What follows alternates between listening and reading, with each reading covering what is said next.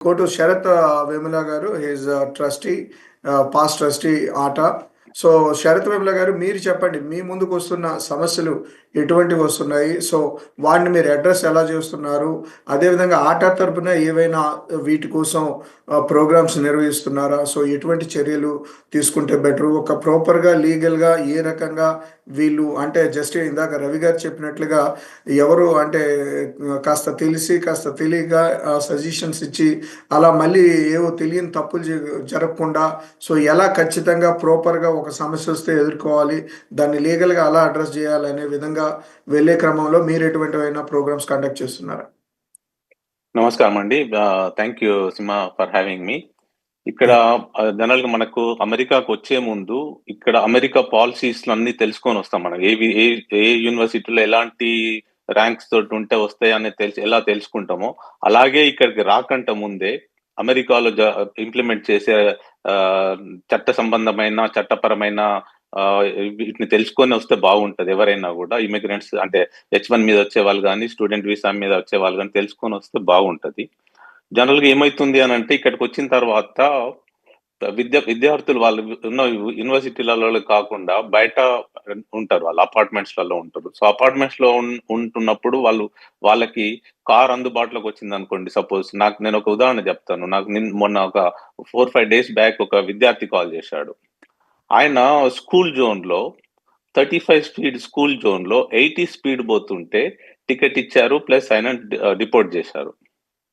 అట్లాంటి సందర్భంలో మా మా హెల్ప్ కావాల్సినొచ్చినప్పుడు మేము గాను ఎవరు ఏ అటారిని గూడా ఏం చేయలేరు. 35 స్పీడ్ ఎక్కడ? 80 స్పీడ్ ఎక్కడ? సో, హ్మ్. ఇవన్నీ మనం అమెరికాకొచ్చినప్పుడు, అమెరికాలో ఉంటూ, అమెరికాలో చట్టాల అమలుకి మనం సహకరించాలి గానీ, ఆ చట్టాల అమలు చేయకుండా ఆ చట్టాలకు విరుద్ధంగా మనం ప్రవర్తిస్తే, మనం చట్టపరంగా మనం ఇబ్బందులను ఎదుర్కోవాల్సొస్తది. సో, ఇలాంటి సిట్యుయేషన్స్‌లో మేము అమెరికన్ తెలుగు అసోసియేషన్ తరఫు నుంచి వెబినార్స్ నిర్వహిస్తా ఉన్నాం. విద్యార్థులకి సరియైన అవగాహన కల్పించేందుకు మనం ఈ ప్రభుత్వానికి గాని, ఇక్కడ అమెరికాకు వ్యతిరేకంగా క క ఉండకుండా, అలాంటి ఏ చర్యలనైనా పాల్గొనకుండా, అలాంటి సమావేశాలలో పాల్గొనకుండా ఉండేందుకు వాళ్ళని ముందుగానే అలర్ట్ చేస్తా ఉన్నాం మేము. ఈ వెబినార్స్‌లలో చాలా మంది విద్యార్థులు వస్తున్నా ఉన్నారు. వాళ్ళ ప్రాబ్లమ్స్‌ను వాళ్ళ వాళ్ళకి న్యాయ సహాయం చేసేందుకు గూడా మేము అటార్నీలను ఇది జేస్తా ఉన్నాం. దీంట్లో ప్రశాంతి గారు గాని, మధురిమ గారు చాలా సహకరిస్తా ఉన్నారు.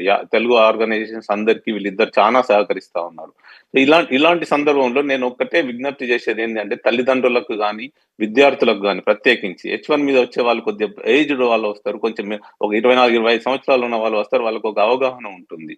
విద్యార్థులు మరి అండర్ గ్రాడ్యుయేట్‌కొచ్చే విద్యార్థులు మన దగ్గర అక్కడ హైదరాబాద్‌లో ఓఆర్ఆర్ రింగ్ రోడ్ మీద నడిపిస్తే మనకు టికెట్ వస్తది. మనకు డబ్బులు కట్టాల్సొస్తది మనకి. ఇక్కడి ప్రభుత్వం గూడా అంతే మరి. ఇక్కడి చట్టాలు గూడా అంతే మరి. ఇక్కడ స్పీడింగ్ చేయకుండానో, లేకుంటే షాప్ లిఫ్టింగ్ చేయకుండానో, మనం మన తల్లిదండ్రులకు అక్కడికి నేను భారతదేశంలో ఉన్న తల్లిదండ్రులందరికి కూడా విజ్ఞప్తి చేసేది ఏంది అనంటే, ఇక్కడికొచ్చే విద్యార్థులకి, ఇక్కడికొచ్చే వాళ్ళకి ఇలాంటి పనులు చెయ్యొద్దు. షాప్ లిఫ్ట్ చెయ్యొద్దు. మనం అక్కడ చదువుకోవడానికి పోతా ఉన్నాము. ఇక్కడ అమెరికా అనేది ల్యాండ్ ఆఫ్ ఆపర్చునిటీ. అవకాశాలు వెతుక్కొని ఇక్కడికొస్తున్నాము. ఎంతో మందికి రాని వీసాలు మనకొస్తున్నాయి.